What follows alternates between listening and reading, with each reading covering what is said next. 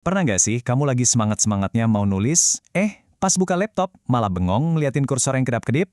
Nah, itu dia yang namanya writer's block.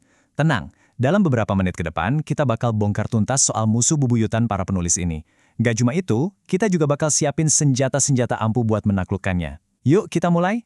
Kamu pasti tahu banget kan rasanya, udah duduk manis di depan layar, jari udah siap di atas keyboard, tapi kepala rasanya kosong melompong. Ide-ide brilian yang tadi seliweran di kepala, kok tiba-tiba ngilang gitu aja?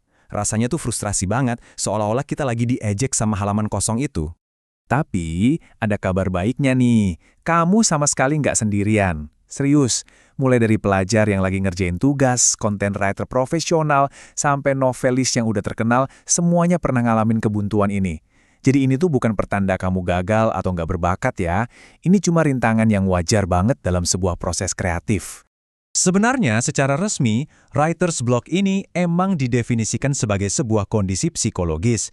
Jadi ini bukan sekedar, aduh lagi nggak ada ide, tapi lebih ke adanya hambatan emosional atau mental yang bikin proses nulis jadi terasa mustahil. Nah, dengan paham kalau ini adalah fenomena psikologis, ini jadi langkah pertama kita buat ngatasinnya secara efektif. Oke, biar bisa menang lawan musuh, kita harus kenalan dulu kan? Nah, sekarang yuk kita bedah bareng-bareng. Apa aja sih sebetulnya akar masalah yang sering banget bikin kita jadi buntu pas mau nulis? Nah, ini dia nih beberapa tersangka utamanya. Pertama, perfeksionisme yang kebangetan, di mana kita nuntut tulisan kita harus sempurna dari kalimat pertama. Lalu, ada stres dan capek pikiran dari kerjaan atau kehidupan sehari-hari yang nyedot energi kreatif kita.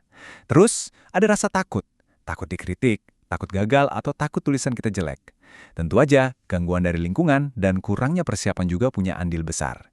Coba deh, kenali mana yang paling sering kamu alamin. Dan ya, salah satu biang kerok terbesarnya, perfeksionisme. Keinginan buat bikin kalimat pembuka yang super keren atau paragraf yang tanpa cacat itu justru yang sering bikin kita jadi beku. Padahal, nulis itu butuh kebebasan buat coba-coba, bukan dituntut harus sempurna dalam sekejap. Oke, sekarang kita masuk ke bagian yang paling ditunggu-tunggu. Kita udah tahu penyebabnya, sekarang waktunya kita siapin amunisi. Ini dia, taktik-taktik praktis buat memecah kebuntuan dan bikin kata-kata ngalir lagi. Taktik pertama namanya free writing atau menulis bebas. Coba lihat bedanya di sini. Daripada nungguin ide cemerlang turun dari langit, mending kamu pasang timer 10 atau 15 menit, terus tulis apa aja yang ada di kepala. Nggak usah pedulin tata bahasa, jangan diedit, jangan dihakimi. Tujuannya bukan bikin karya jadi, tapi buat manasin lagi mesin kreatif kamu yang lagi macet. Kalau kamu sering ngerasa hilang arah di tengah-tengah tulisan, mungkin kamu butuh peta. Nah, disitulah gunanya outline atau kerangka tulisan. Sebelum ngetik panjang lebar, coba deh luangin waktu bentar buat bikin poin-poin utamanya. Dengan adanya struktur yang jelas, kamu jadi tahu harus nulis apa selanjutnya. Jadi resiko macet di tengah jalan bisa jauh berkurang. Coba perhatikan angka ini, 25. Ini adalah inti dari teknik Pomodoro. Idenya simpel banget. Kamu fokus nulis selama 25 menit, tanpa gangguan. Setelah itu berhenti dan istirahat 5 menit. Dengan mecah tugas nulis yang gede jadi potongan-potongan kecil begini, kita bisa ngindarin rasa overwhelmed dan ngejaga energi mental kita. Selain teknik-teknik tadi, ada banyak trik cepat lain yang bisa kamu coba loh. Kadang-kadang solusinya tuh sesimpel mengubah suasana kerja. Mungkin pindah ke kafe, atau cuma beresin meja aja. Bisa juga dengan dengerin musik, baca tulisan yang kamu suka, atau bahkan ngobrol santai sama temen buat mancing ide-ide baru. Nah sekarang kita bakal bahas pendekatan yang lebih dalam, dan ini didukung sama sains. Jurus ini ampuh banget, terutama kalau kebuntuannya udah terasa bandel. Jurus jitu kita kali ini adalah mindfulness. Jadi, apa sih mindfulness itu? Sederhananya, ini adalah latihan untuk hadir sepenuhnya di momen ini. Cuma mengamati pikiran dan perasaan yang muncul, tanpa langsung ngecap itu baik atau buruk. Kalau kita kaitkan sama writer's block, ini ngebantu kita buat lepas dari stres dan cemas karena merasa buntu, dan akhirnya bisa dapat kejernihan pikiran lagi. Dan ini tuh bukan sekedar teori loh, ada buktinya. Sebuah studi dari jurnal FKIP Unpad pernah nguji ini di dunia nyata.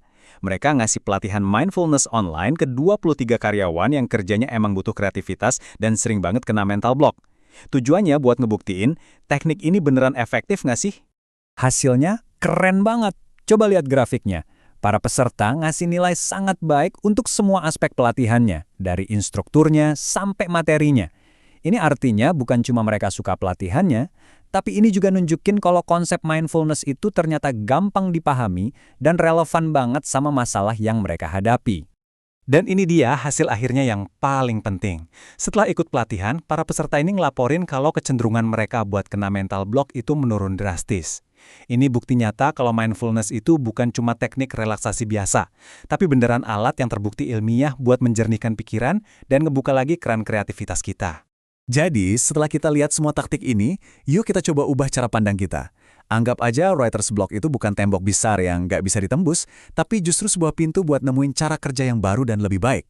Coba deh, ingat-ingat kalimat ini baik-baik. Draft pertama itu nggak harus sempurna. Anggap aja itu kayak kanvas kosong tempat kamu numpahin semua ide mentah kamu tanpa perlu takut salah. Urusan ngedit dan nyempurnain, itu bisa nanti. Lepasin dulu tekanan buat jadi sempurna, biarin idemu ngalir bebas.